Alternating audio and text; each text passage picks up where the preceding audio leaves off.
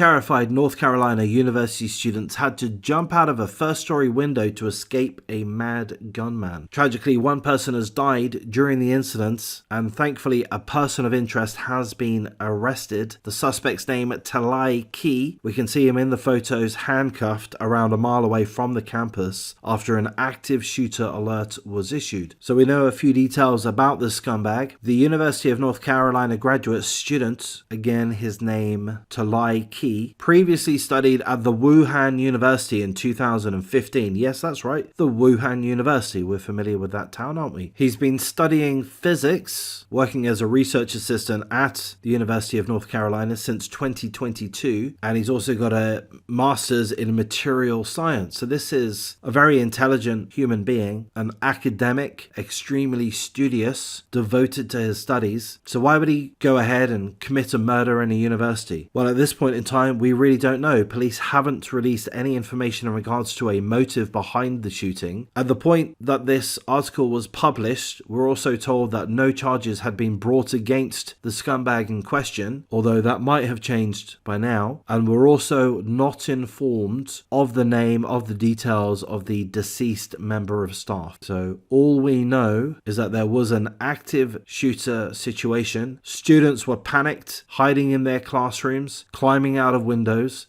We don't know the full details at this point, but we do know that one staff member has died, presumably shot and killed. At this point, police haven't recovered the weapon used in the shooting. Again, perhaps that's changed by now. And the article gives us a little bit more information about the scumbag shooter, alleged shooter. We're told that he's considered a nice guy, very quiet, keeps to himself, but not a violent person, not somebody that would appear to be capable of any extreme act of violence. We're also told that on social media, as recently as last month, he asked help in regards to how to make friends. Here's a quote from a social media post that he had made. "Would like to make some new friends. I am a second-year PhD student interested in nanoparticle synthesis, optical trapping, self-assembly, spectra analysis, and ML." Not sure what ML is. Again, this is a very studious, academic, presumably highly intelligent, incredibly well-educated young man, seemingly lonely, seemingly trying to break out of his cocoon of academia to make friends, struggling socially. And I think that's something that ought to be looked at by people more intelligent than me. The psychologists, the criminal psychologists that look into these subjects, that's going to be a focus. This man's personality and his very lonely, very hermit-like existence. I don't say that with an accusatory tone at all. I've got to say that I'm a bit hypocritical when I go through these articles. Here I am reading about an active shooter, and I have a certain percentage of me that feels sorry for this guy. And logically, I realize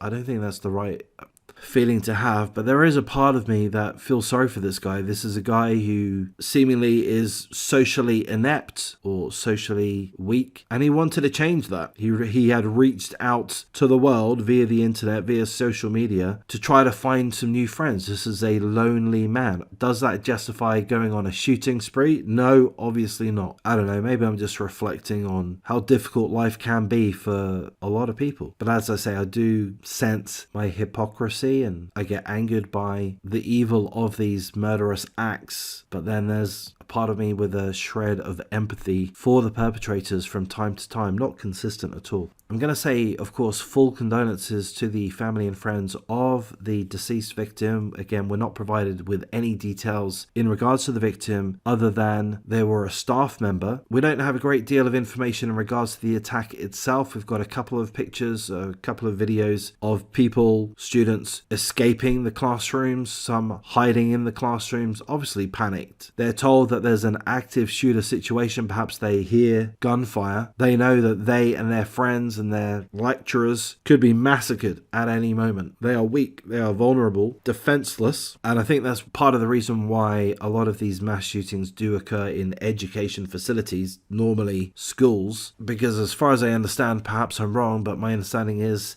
there's going to be a lot of people in a small area and nobody's going to be armed. They're sitting ducks. But this guy is extremely academic. He was a student at the University of North Carolina. So perhaps he had some kind of beef in regards to someone or other. Perhaps the victim was the target, perhaps not. So we're told that the scumbag has been arrested. But again, at the point of time that this article was published, no charges had been laid against him. So I would say that's just the officers, the authorities just being cautious. Perhaps that's an interrogation strategy to try to get more information, a confession or such, the details of a motive before they do lay charges. So there we go. That's the full details that we have at this point in time, pretty much. So I'm going to wrap things up. If you appreciate the coverage, please do like, comment, subscribe, share the video as you see fit. I really appreciate you watching. I want you to watch, but at the same time, not if it affects your mental health. So if you do feel brought down by this video or the subject or such, then don't watch the next one. I'm going to be pumping out quite a few videos regularly, if not every day, every other day. And don't watch too many of my videos. Don't watch too many true crime videos or read too many articles. If you feel that your mood is being brought down, that's no good to anybody. So it is nice to reflect on these awful situations and learn about them, consider them, say a short prayer for the victims. But we do have to